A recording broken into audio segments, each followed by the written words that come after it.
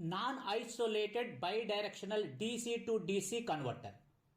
The bidirectional DC to DC converter in a hybrid electric vehicles is also sometimes called an energy management converter or boost DC to DC converter. This DC to DC converter is a high power converter that links the hybrid vehicle battery at a lower voltage with the high voltage DC bus. The typical voltage of a battery pack is designed at 300 to 400 volts. The best operating voltage for a motor and inverter is around 600 volt. Therefore, this converter can be used to match the voltages of the battery system and the motor system. Other functions of this DC to DC converter include optimizing the operation of the powertrain system, reducing ripple current in the battery, and maintaining the DC link voltage, hence the high power operation of the powertrain. Coming to the operating principle, the DC to DC converter provides bidirectional power transfer. The operating principle is shown in this particular slide. Back operation.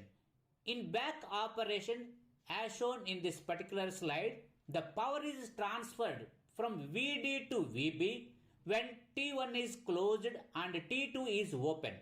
Since VD greater than VB, VL equal to VD minus VB and the inductor current IL builds up. When T1 is open, the inductor current IL continues to flow through D2, thus VL equal to VB. Assuming ideal components and constant voltage V0, the inductor current over one cycle in steady state operation will remain the same. For example, see the equation 1 and equation 2, and this slide shows the operation of bidirectional boost converter. Figure A represents the circuit topology. Figure B represents the inductor voltage and current waveform during buck operation. Figure C, inductor voltage and current waveform during the boost operation, where D1 is the duty ratio defined as the percentage of on time of switch T1, and that is represented in equation number 3. Next, coming to the boost operation. In boost operation, the power is transferred from VB to VD when T2 is closed and T1 is open. VB and the inductor form a short circuit through switch T2 as shown in this particular slide. Therefore, VL equal to VB and the inductor current IL builds up. When T1 is open, the inductor current continues to flow through D1 to VD. Therefore, VL equal to VD minus VB. That is represented in the equation numbers 4 and equation number 5, where D2 is the duty ratio defined as the percentage of on time of switch T2.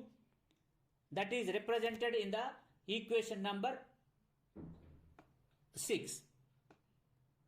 In the bidirectional boost converter control, since T1 and T2 cannot be switched on simultaneously, a practical control strategy is to turn T2 off while T1 is on and vice versa. In this case, D2 equal to D2 equal to 1 minus D1 as shown in equation number 7. Coming to the next point, maintaining constant torque range and power capability. The above analysis neglected in internal impedance of the battery. In fact, the impedance is often negligible. When an electric motor and inverter are directly connected to the battery without a bidirectional DC to DC converter, as shown in this particular slide, as the current, power or torque goes up, the battery terminal voltage starts to drop because the voltage drop on the battery internal impedance. This battery internal voltage drop will significantly affect the performance of the powertrain motors. Another factor is that the battery voltage is related to the battery safety of charge SOC. As the battery SOC drops, the battery voltage will also drop. Therefore, the available voltage at motor or inductor terminals is also changed, which will make it difficult to maintain a constant torque range. When a DC to DC converter is inserted between the battery and inverter or motor as shown in this particular slide, the DC bus voltage before the inverter can be maintained as a constant. This slide shows the powertrain motor directly connected to a battery without DC to DC converter, top circuit topology, bottom equivalent circuit of the circuit network. And this diagram shows the powertrain motor connected to a battery through a DC to DC converter. Therefore, the constant torque range will not be affected by the battery SOC or large power drawn by the inverter or motor. This analysis assumes that the battery system is designed to handle the large power dissipation during the large power draw. Coming to the next point, reducing the current ripple in the battery.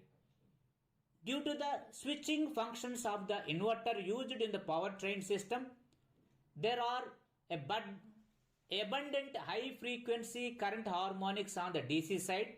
The amount of current ripple that goes into or out of the battery depends on the switching methodology, switching frequency, and the capacitance on the DC bus. When there is no DC to DC converter in place, the amount of ripple current of the battery is determined by the DC bus capacitance C and the ratio of capacitor impedance to the battery impedance. Without the capacitance, the battery current will be directly determined by the switching status of the DC to AC inverter, that is a combination of the three-phase current of the motor as shown in this particular slide. When there is a DC bus capacitor in parallel with the battery, the amount of current ripple flowing into or out of the battery is determined by the capacitance and the parasitic impedance of the DC bus capacitor. Ideally, the high frequency ripple will flow through the capacitor and the battery current is supposed to be constant. However, the parasitic resistance of the capacitor is also not negligible. A high quality 10 millifarad capacitor has 26 milliohm internal resistance and the second class capacitor has 100 milliohm. The quality of the capacitor affects the current ripple of the battery. The lower capacity impedance and the lower battery ripples as shown in the particular slide. High frequency ripple current is believed to be harmful to the battery life. When a DC to DC converter is added, the battery current can be maintained with a relatively small ripple as shown in this particular slide. Coming to the next point, regenerative braking. The regenerative braking of the two terminal topologies, that is one with and without a DC to DC converter, will also be difficult. In the topology where there is no DC to DC converter, the DC bus voltage will influence during the transition from motoring to braking. For example, if the motor is initially motoring at 50 kilowatt and the battery internal voltage is 400 volts with 0.5 internal resistance, then the battery current is 155 ampere and the DC bus voltage is 322 volts. If the motor is switched to braking at 50 kilowatt, then the battery current is 110 ampere and the DC bus voltage is 455 volts. This dramatic change of battery voltage will make motor control, such as vector control, very difficult. On the other hand, in a system that contains a DC to DC converter between the inverter or motor, DC bus and the battery, the DC bus voltage can be maintained relatively constant. Hence, the transition between motoring and braking is easier to handle. Thank you.